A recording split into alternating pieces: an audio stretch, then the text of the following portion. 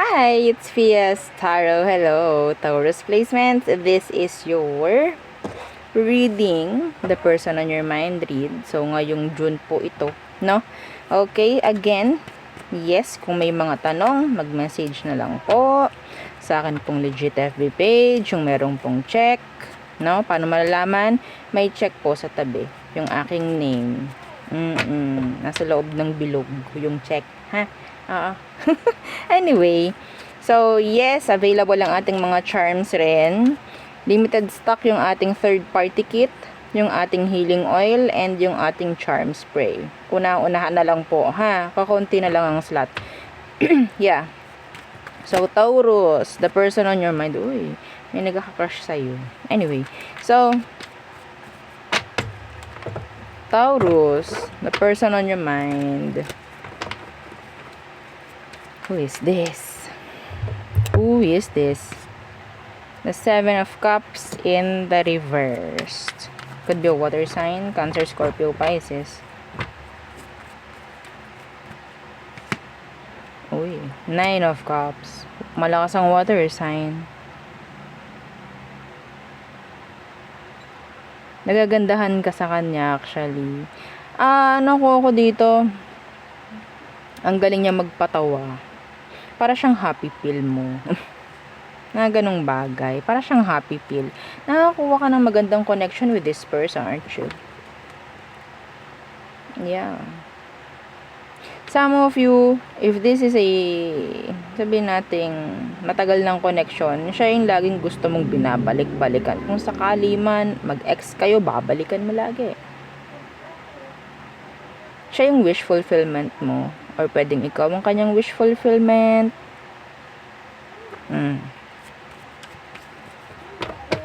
Pinagdarasal ka lagi ng taong to. Or ikaw sa kanya. Yeah. Nakavow sa'yo. Itong taong to. Taurus.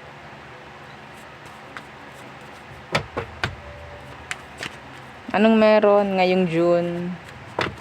Anong meron? Okay. The moon in reversed. What is that? Longing, craving, aching, wanting.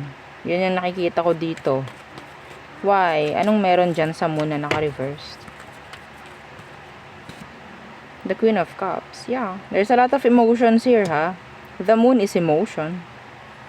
Okay? Actually, kung kayo is single, no? Kung kayo is hindi pa magkarelasyon ng taong to, may chance po na mag-open up siya ng emosyon pagdating sa'yo ngayong June. No? If not, kung kayo ay magkarelasyon na, no? Kung kayo is magkarelasyon, nakikita ko dito, lagi siyang parang basta makikita mo sa kanya, lagi nitong gugustuhin na kayo is magkasama, lagi kanya, para kang pagkain, i-crave niya.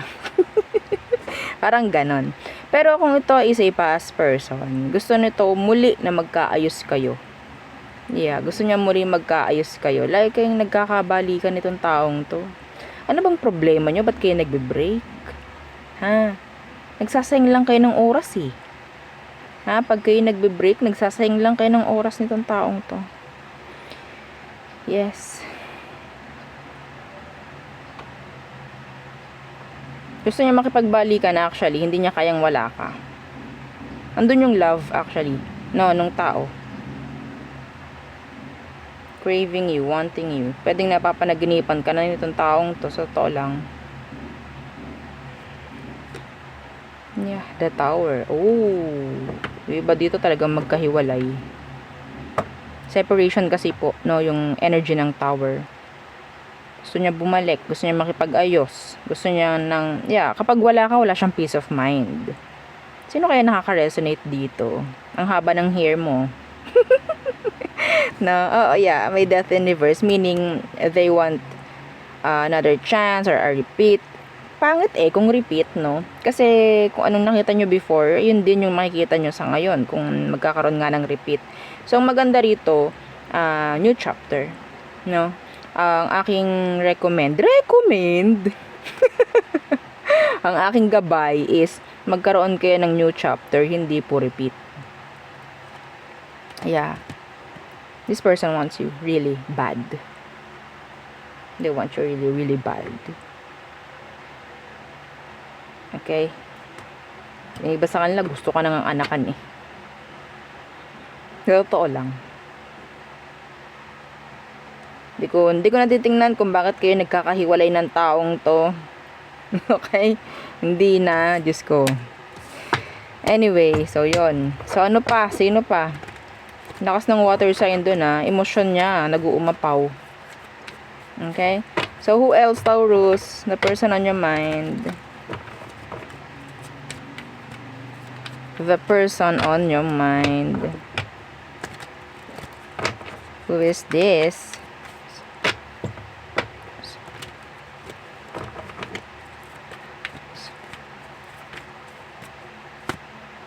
The Queen of Pentacles in reverse. Some of them, meron silang health issue.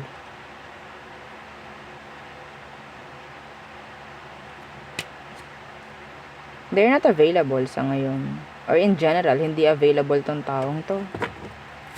Or the Queen of Pentacles in reverse. Magician in reverse. They're not available. They're not open. Para kang nahila ng bayawak pagdating sa taong to. Okay, I think the person is sabihin nating you want them, pero I think the situation is not giving. The situation is not situationing. Oo. The Justice in reverse. Para kayong pinaglalayo, o kunyari magkahawa kayo, parang lagi lang may nahila sa inyo. Ay, hindi kayo pwede. Pwede ba dito is, alam nyo itong taong to hindi dapat bigyang pansin kasi alam ninyong masama. Alam ninyong hindi pwede. Alam nyo na ha, yung aking ibig sabihin ha. Matatanda na tayo. Alam nyo na ibig sabihin. The Eight of Swords. So, hindi rin ito alam eh. Kung anong meron or hindi nito alam kung anong sasabihin niya sa'yo, hindi kanya mabibigyan ng clarity, hindi kanya mabibigyan ng answers, mga ganyang energy. They're stuck. Saan? Pwede sa isang relationship, pwede sa isang situation. That is why. Okay? So, the person is stuck. That's why they can't, or sabihin natin, they're not available. The Eight of Swords in reverse, the Eight of Swords. Yeah, they're stuck sa isang person. Niloloko din siya actually nung tao. Nakakonect niya.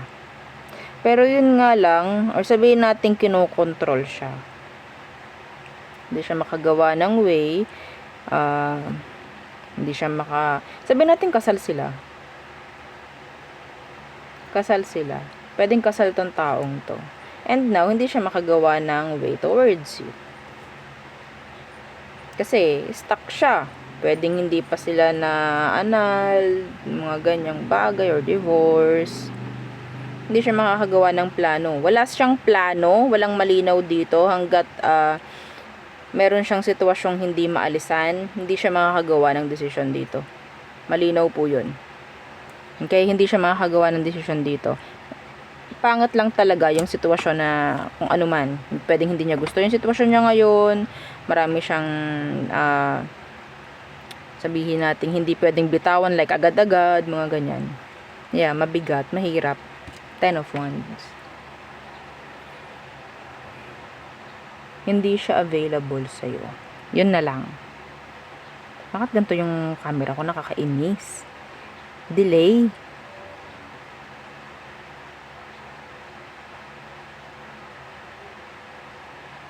Wala pong plano, walang pagpili. Kung ano man po yung hinihintay nyo or minamanifest nyo sa taong to, there's a lot of blockages. No, a lot. Hindi kayo magkakatugma nito. Kung ikaw oo, hindi siya maka-oo at hindi rin maka-hindi. Ganun kalala.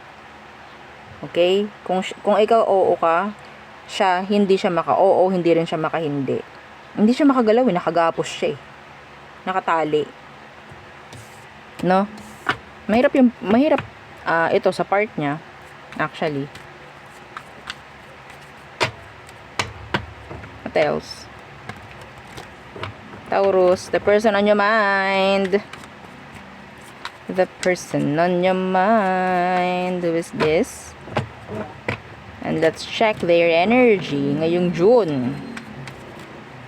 Check natin yung energy nitong taong to ngayong June. Sino itong iniisip mo? Okay, the Four of Pentacles in the reversed.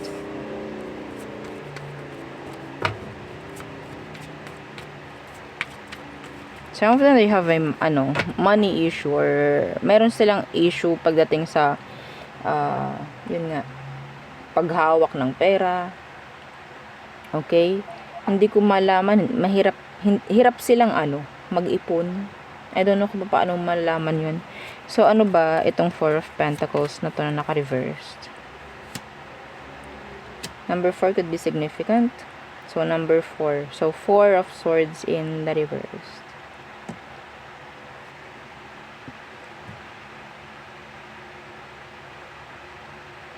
Some of them, this is channeled. Iba sa kanila po, lagi ka nitong minamanipula. Lagi ka nitong sinasabihan na makikipaghiwalay sa'yo. Lagi ka niyang sinasabihan na makikipaghiwalay siya.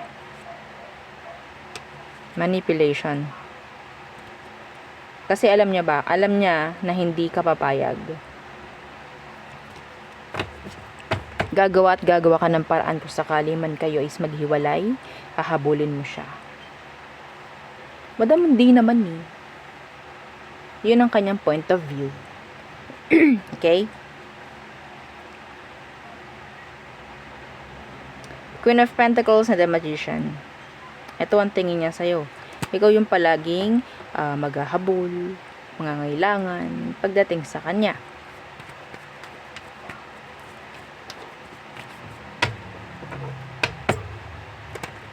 Lagi itong person mo na to, lagi kanyang tinataboy. Lagi kang tinataboy ng taong to. Parang walang pakialam. Anong sitwasyon nyo ngayon? Tingnan ko nga. Anong sitwasyon nyo ngayon? Judgment in reverse.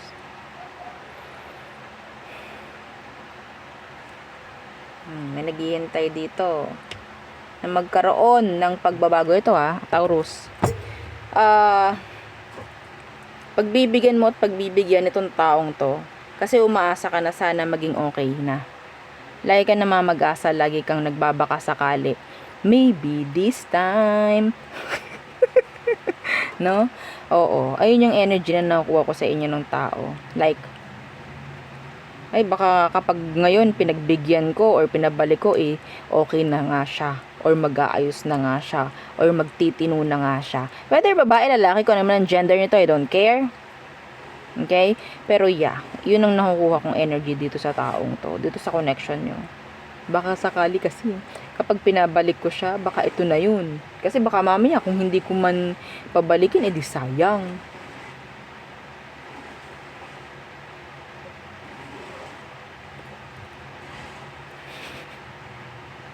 Temperance. Napaka-dami mo nang binigay na chances na dito sa taong to. Madami ka nang binigay na second, third, fourth, fifth siguro ng chance to. Whew.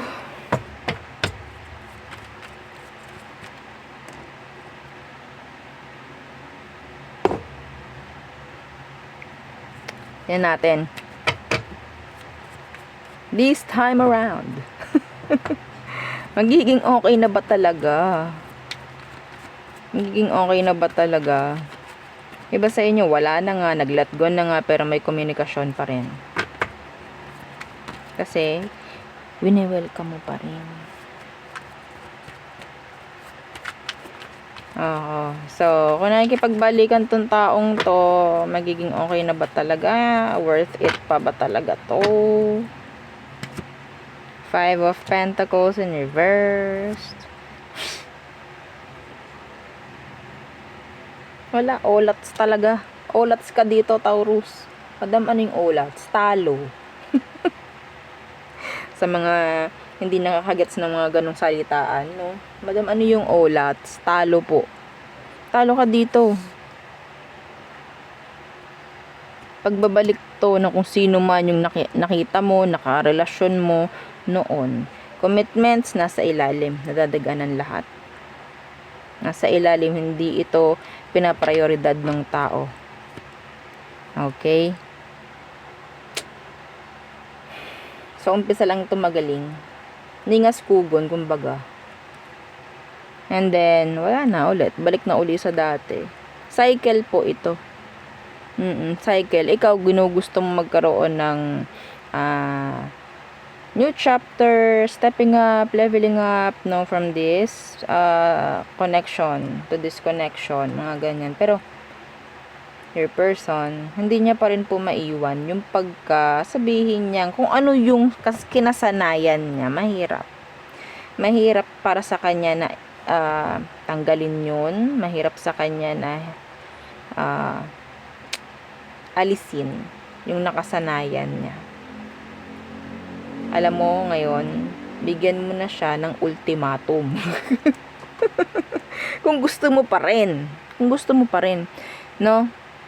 Oo, baka nagbabaka sakali ka. Ito sasabihin ko sa inyo, ganun pa rin to. Pero, yun nga, kung ikaw, papabalikin mo pa rin, alam mo na, may idea ka na, ganito ulit siya.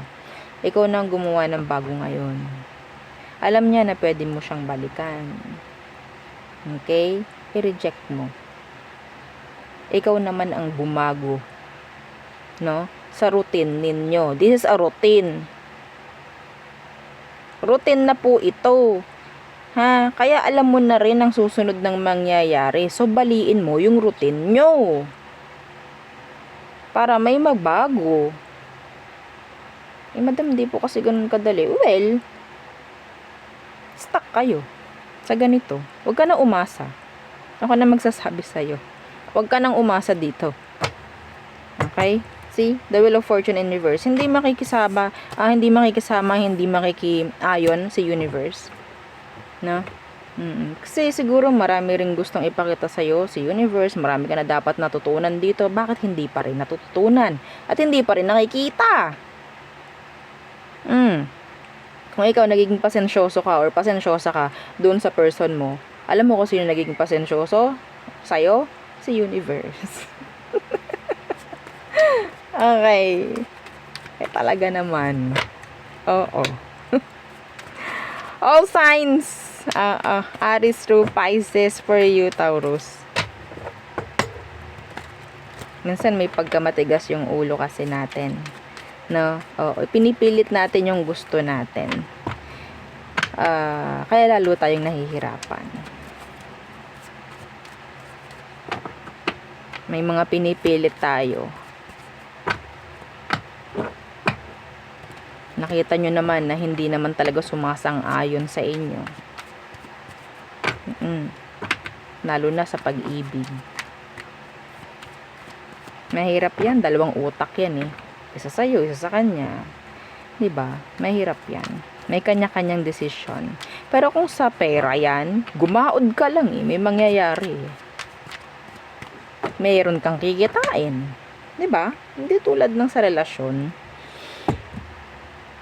Sige, mag-rant ka sa ibaba. Okay. Aries. Some of you, pwedeng i-unblock ka ng isang Aries.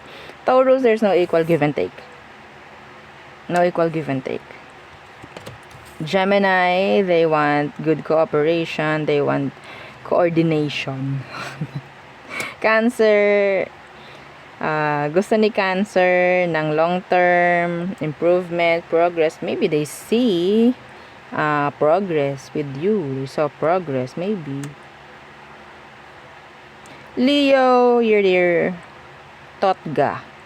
Madam, ano na naman yan? Ano naman yung sinasabi mo hindi namin maintindihan? Totga, the one that got away. Yun po, you're the one that got away ni Leo. Virgo, they want another chance.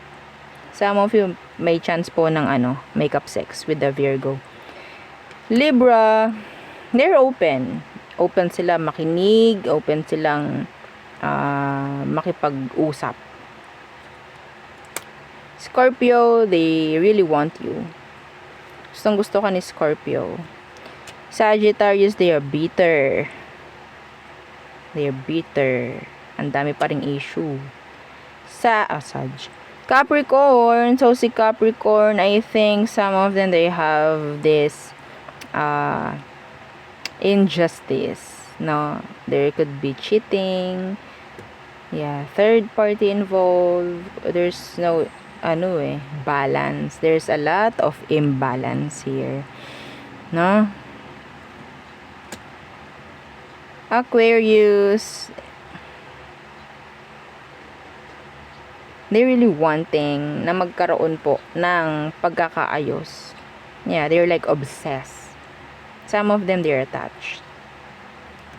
Pisces, they want to go back. They want to make a return. Para si MacArthur. Okay, si Pisces, gusto niya muli ito. Ikaw lang yung focus niya. Ikaw yung gusto niya. Ikaw yung pinipili niya. Diba? So, yun. Ang aking pong reading para sa inyo mga Taurus placements. Again, please don't forget to like, share, and subscribe, and follow our FB page. And isa nating YouTube channel na nasa description box below. Again, thank you. Goodbye.